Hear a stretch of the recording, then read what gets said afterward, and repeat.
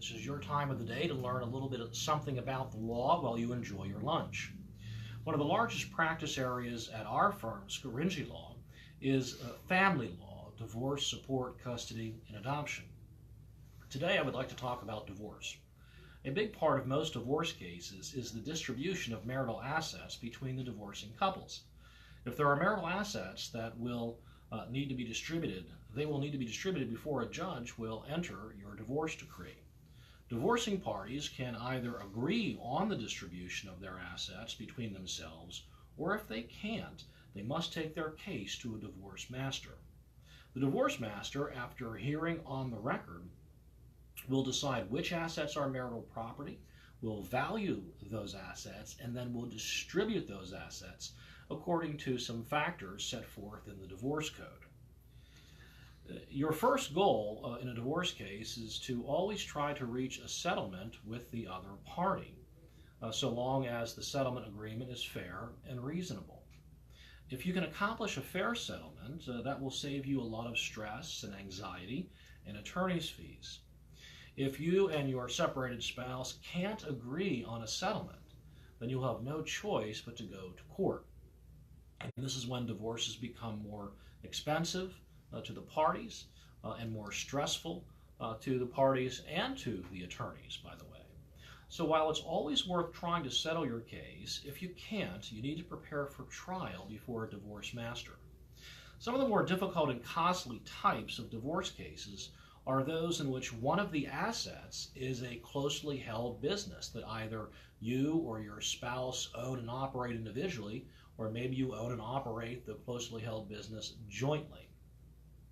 If the business is marital property, it must be valued and then distributed through the divorce court in one way, in one form or another. The more valuable the business, the more important it is to retain an expert to value it. And this is true even if you intend to enter into a settlement agreement. Some clients will balk at the cost of retaining experts and the corresponding increase in attorney's fees that will cause, but it can be well worth the expense if the business has sufficient value to justify it. Now, there are various ways to value a business. The method your expert chooses can have a very different impact on the ultimate value. You need an expert because it's difficult to value closely held businesses. It's not like valuing an interest in Hershey Foods Company, for example. Values of Hershey Foods Company, or the value of Hershey Foods Company, exists in its shares of stock. Those shares of stock are traded on the public stock exchanges, and you can see the value, which is its price, and you can follow the price as it moves up and down all day long on the exchanges.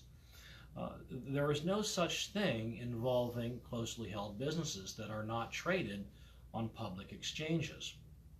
But these businesses can be stores of considerable value that you need an expert to find, identify, and then explain to a divorce master.